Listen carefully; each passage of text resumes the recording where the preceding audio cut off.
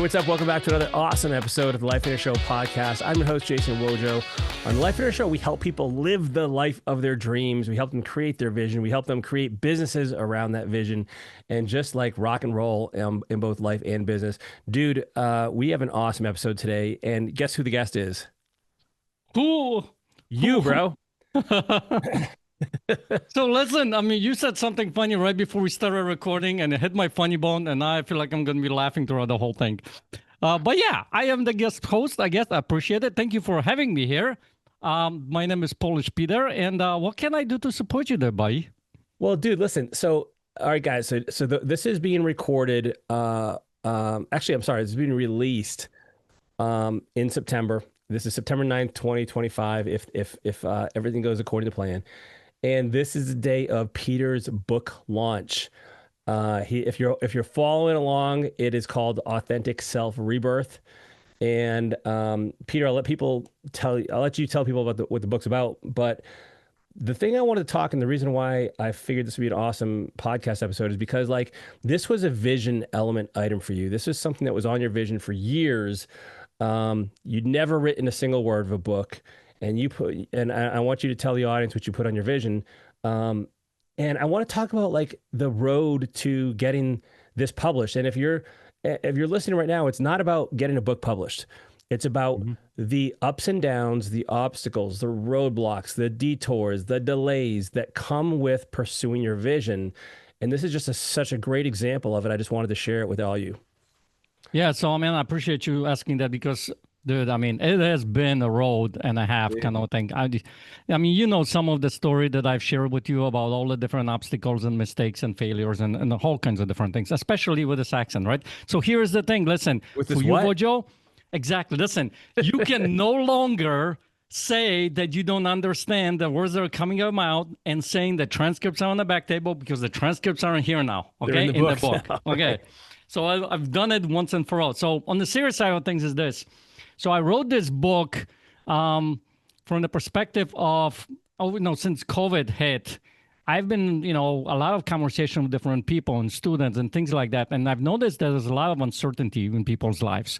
There is some uncertainty, there is some fear, there's some worry, there is some anxiety that are happening, whether it's their own lives or they're seeing what's going on in the world. And I started looking like, man, I can't believe how people, a lot of times get shaken up, you know what I mean?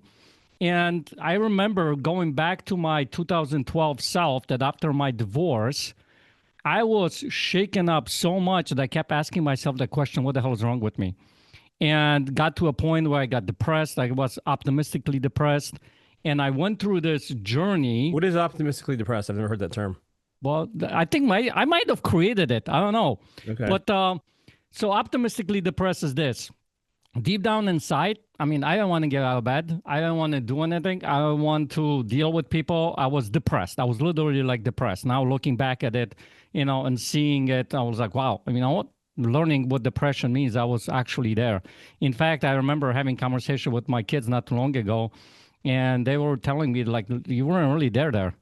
You know what I mean? I'm like, what do you mean? I mean, I would, on weekends we will hang out and all that kind of stuff, but mentally I wasn't really there kind of a thing.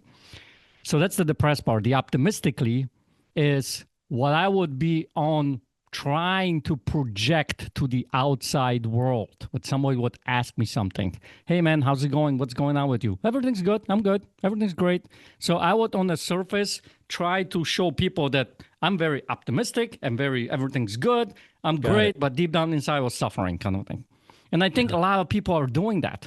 Yeah. You know what I mean? Yeah. Especially in today's world. So I wrote that book to that self back in the day that I wish I had that kind of a framework, this kind of a journal, this kind of a roadmap to help me get out of it, because I think a lot of people are dealing with it right now. So it's like a book / workbook / manual / exercises, all kinds of different things in there to help people get out of that kind of a mindset. So is that who the book is for? Like people that are struggling with that, who feel a sense of insecurity, or? Yeah, so that, and think about this, entrepreneurs, because I was an entrepreneur back then as well, and I was struggling in my business. So, there's two parts to this book. The first part is called The Awakening. And basically, the whole entire part of this book is helping people uncover what kind of a version they have become of themselves. Meaning the world as we're growing up, right, from very early childhood, has told us how we need to be, how we need to act, our beliefs, our circumstances, and all that kind of stuff. So if you're an entrepreneur, you're looking to grow a business, and it's very difficult for you to grow the business, you might find out that you had this belief that someone told you that I have to do it myself because nobody's going to do it as good as me. Right? We have those kind of conversations all the time. So it's people who are struggling in some shape or form in their life. I feel like it's a universal kind of a thing to a lot of people, but the entrepreneurs and people who are dealing with this aspect of, man, there are so many things that are not working in my life, uncertainty. I don't know why it's happening. Why am I keep repeating the same past and all those kinds of things? So Got it, man. that's kind of where it's at. So you wrote this on your vision, like that you wanted to write a book. This is years ago. Why did you write that? What was it that called to you about that vision part that was important to you? That's a good question. I don't know. I think it was something deep down inside of me that was kind of like having me call, right? I mean, if you think about it, when we do the Get Life giveaways, Wojo, we talk to people about writing on a vision, what's in here in the heart kind of a thing a lot of times, right? We talk about what's in your heart. What's like, if you didn't have any limits, if you didn't have any kind of, you had a genie that could give you unlimited wishes, what would you like it to have? So that's one of those things that had me go and write on there because I felt like somewhere in there at some point there might be a book in me. And I've had people kind of tell me about like your story. We should share it with people and all those kinds of things. But I'll be honest with you, man. When I wrote it on there, I just wrote it for the fact that somewhere deep down, I felt like I had to put it on there, but I didn't see like that actually happening. Because, dude, you know me. I'm a talker, not a writer. You know? Mm. So, How long did it take you before that really kind of started hitting you? Like, because the way we recommend for those of you who haven't been to Get a Life Getaway, the way we recommend you write a vision is you write stuff down on it, and it's like it's there in front of you. It makes it more objective. You're kind of reminded of it. How long did it sit there before you actually did something about it? A while, right? it was a while, yeah. Because I think in a way I was kind of resisting it because it's not the right time, right? It's I got the other things I need to take care of because there was other things on the vision. So it kind of like I think it was that idea of like, I'm not a writer, so I mean it's on there at some point. And I will tell you this, man, the fact that here's what I think learned from this entire process in regards to this. You know that I'm a Christian, I believe in Christ, and I feel like that delay in the book was there for a reason. Like I think, because right now I feel like this book is coming out at exactly the right time when it's supposed to coming out. Even this last year, all the delays that you know about, I signed a contract back in January and it's been getting delayed. And now that it's, happening in September 9th, I feel like, okay, this is exactly the right moment when it's supposed to come. So maybe it was my resistance. Maybe it was something bigger, like God kept, kind of aligning things and making things happen to be able to go and write this book. Because I feel like if I wrote this book in 2021, I don't know if I would have had the opportunity to connect with, that publisher that I'm at, Morgan James Publishing and all that kind of stuff. So I think everything's happened exactly how it needs to happen exactly in the right moment. So do you feel like, I'm curious what you've learned through this process, man, and if you want to share with the audience like some of these setbacks, because I want people to recognize, like, you put something down on your vision and it doesn't mean like it happens instantaneously. Like it's not automatic and it takes time. And sometimes there's aspects to it that aren't fully clear and you don't know how you're going to do it. And like, there's so many things that really can go into this that I want to kind of like unpack it a little bit so people can understand for themselves what this might look like. Yeah. So think about it this way. If you're putting something on your vision, that's a challenge that you have not experienced yet. Like in my case, the book, like I've never written a book. In fact, up until when I was 22, I've never actually read a book except outside of a textbook. You know what I mean? Let alone in English, right? So there is something that I've never done. So you might have something on your vision that you've never done. So you're going to have to pretty much accept this, that you're going to have to do a lot of growth throughout that process to get you to achieve that goal. Here's what I mean. When I was writing the book, and I think you get this, Vojo, because you're writing a book too, it's been many days where I was like, oh, I have to write. I don't feel like it. I don't have the time. All these little excuses start to pop up, right? So think about it this way. For every single one of you guys listening to it, you might have some kind of a challenge, some kind of a goal, some kind of vision element that you want to get to, and there will be challenges coming up, like maybe going to the gym, and all these little excuses come up. So I would literally go and work from the perspective, you know what? I don't need to write a whole chapter. I don't need to write the whole thing. All I need to write is just one sentence. If I can just write one sentence on it, that'll be good. And I'll be sometimes sitting in front of the computer, it'll be like a blank page, and I'm like, okay, what do I put down now? So I'll start talking, about the book. And then pretty soon something's going to start coming out and I'll start writing things. So what I've learned is you will have to grow and become another version kind of you. More of that, like I keep talking about in the book, getting more authentic to be able to actually reach that vision, if that makes any sense. Because think about it this way, whether it's your own personal beliefs or your own personal habits or whatever it might be that's going to get in the way, or it's actually having connections. I've reached out to a whole bunch of people, and I've never really done that in the past to that scale that I've done now to be able to get support on this book launch and all those. So I had to step out of my comfort zone, quote unquote comfort zone, because I don't believe there is one that we just put in our head. So I had to go and do a lot of things that I haven't done in the past. So there's a lot of growth that happens through this process. That makes sense, dude? Yeah, yeah. So, I really want to highlight this as like, for those of you who can't tell, like English is not Peter's first language. It's hard to tell, right? I mean, and you arguably chose what is the, between, and you've done this with speaking too, man, right? Like, so you share at these life inner events, and now you're writing a book. Like the two things that arguably could be one of the most intimidating for someone with your background, like you've chosen to dive into. And as a result of both of those, and I also think that there's something to be said about compounding courage. And as you don't steal that, dude, I just made that up. Don't steal that.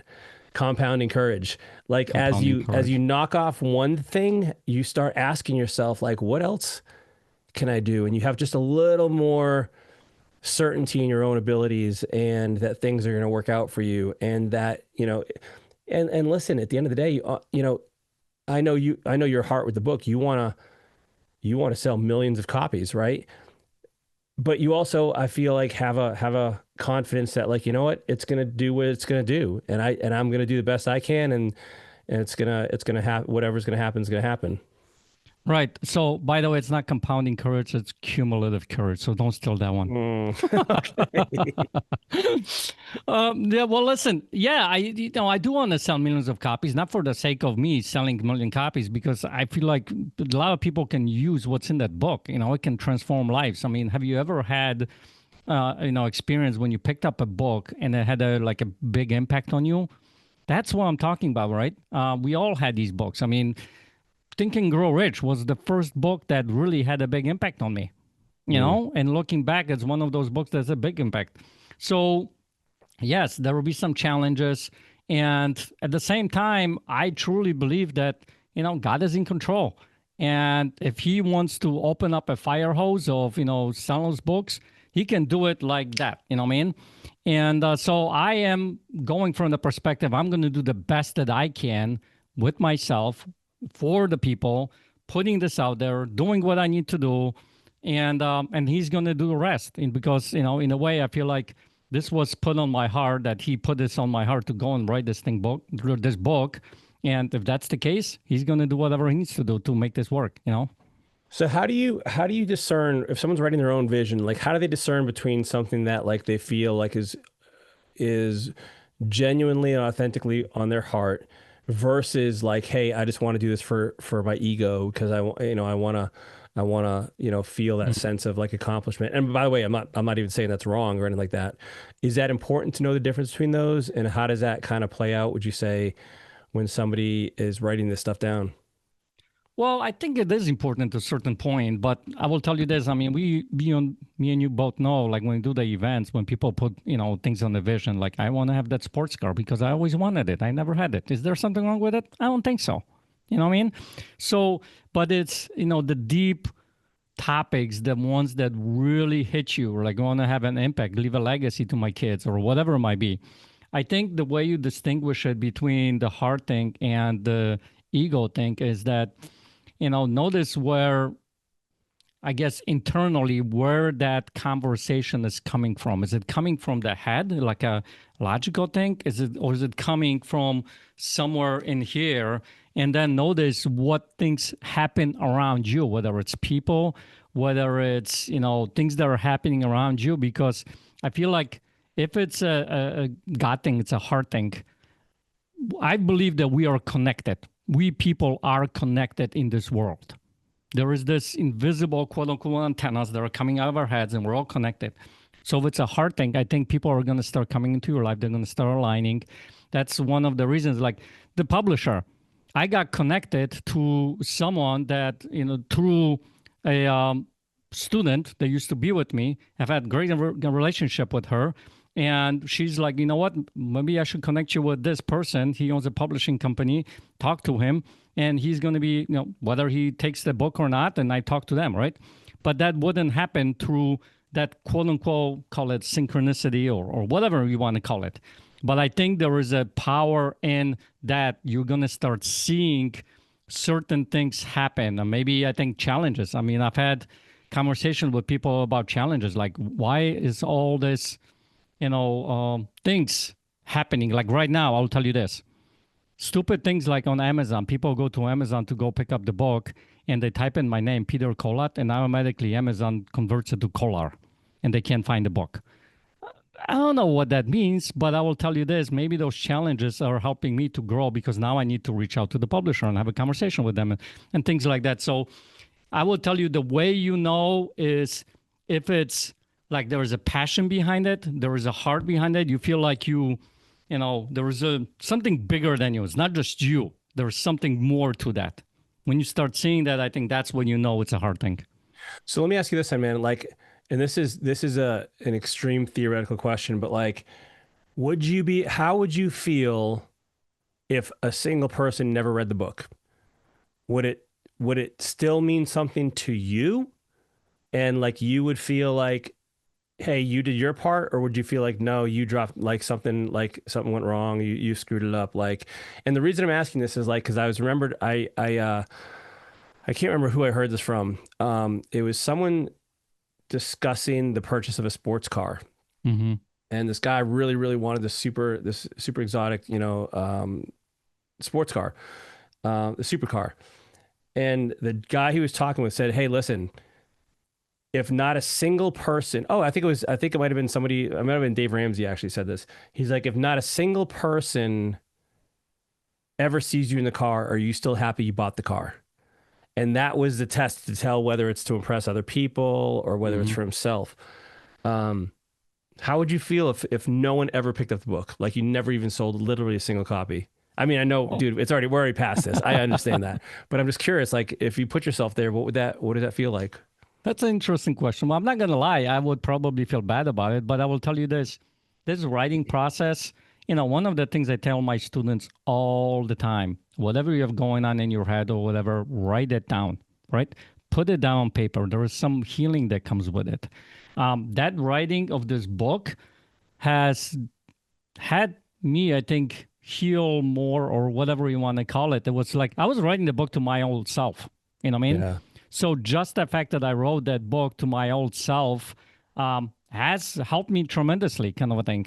And being able to get creative. So obviously, I want more people to be impacted. I want more people to be able to live that true life that they were supposed to be living, kind of a thing. But if nobody bought it, hey, you know what? At least I got a book. I wrote something for myself. I made this achievement. I hit that goal that I was looking for. I crossed that item off my vision. and I've proven to myself that this vision process works. And I can go and tell other people, listen, this process works, because me and you've been shouting from the rooftops, dude, this vision process works. Just go and write this stuff on paper. So it gives another kind of a proof that, go and put this on paper, write it. And so if nobody bought it, yeah, I'll be disappointed. But at the end of the day, I think it's good for me. My wife, I said, listen, have you bought a copy yet? So, yeah. So that's where it starts. So love it, dude. Well, you said something there. I just wanted to and I'm going to wrap it up here in a second, but I just really want to emphasize a few things. Number one is you put it on there because you felt a calling, you felt it in your heart. And I think, and you, just from knowing you, it comes from your heart for helping people and making an impact. And then, the other thing I heard in there is just start taking small steps. You're not going to write a book in a weekend. And by the way, I've run across those people that tell me they wrote that, because as you know, I'm 3 years into mine. Yeah. I hear people tell me they wrote their book in a weekend, and I'm like, I can tell. Yep. Or it's an AI, you know what I mean? Yeah. So, oh yeah. They just put it in Chat GPT, wrote the book. Right. And so it's small. I heard small steps, and I heard trust the process. And, again, this is years into this, and I'm excited to see what happens from here, man. And I think it's really encouraging for people. Yeah. One big lesson out of this is this vision element, whatever you put down there, you cannot do this on your own by yourself. You will have to involve people in this success. So expect that. You know what I mean? It's a we game, W-E, not a me game, M-E. You know what I mean? And when I start to look from that perspective in every single element in my vision, whatever I put down, because granted, I put this down in my own vision, but when I started to recognize it as a we game, there's going to be other people, then you start talking to people. And by the way, whatever your vision element is, you got to tell others about it. If you just keep it to your own heart and nobody knows about it, guess what? Nobody's going to be there to help you. There's a lot of people in the world who have a great heart to be able to help you with what your vision element is. And you've helped me, man. I'm forever grateful for that, because of the fact that, whether it's my friendship, whether it's you feeling guilty for me, I don't know. Or whatever it might be, I'm joking about that, right? But the thing is, remember this, it is other people have to be involved. So you got to involve other people into your vision. Love it, dude. So tell people the name of the book again and where they can buy it. So authenticrebirth.com. They can buy it at Barnes & Noble or at Amazon. Actually, any bookstore should be having it. And if you want to go, some bonuses I have, go to myauthenticrebirth.com, and all the bonuses in there. You can fill out the form and I'll send them over to you. One last lesson, if you are going to do something like that, make sure the title that you pick is actually the title that you can say and people can understand it. Because, yes, listen, AI, when I go and do the captions on my videos, Rebirth does REF, does reverb, does all kinds of, except for Rebirth. My authentic reverb. Yeah, except for, it doesn't do anything about Rebirth. It's all kinds of different things except for Rebirth. So that's awesome, man. Love it. Well, listen, I hope you guys got something out of this. And again, it's not about a book at all. This has nothing to do with the book. It's all about what's in your vision, what's in your heart, how you want to show up for the world. And then honestly, just buckling down and not giving up and not just casting it aside as a pipe dream or impossible, but rather something that truly, once you commit to, I mean, you and I have seen so many amazing things happen. This is just another one. And so congratulations, dude. I'm super proud of you, man. Rock and roll. And we'll see you guys next week. Take care, everyone.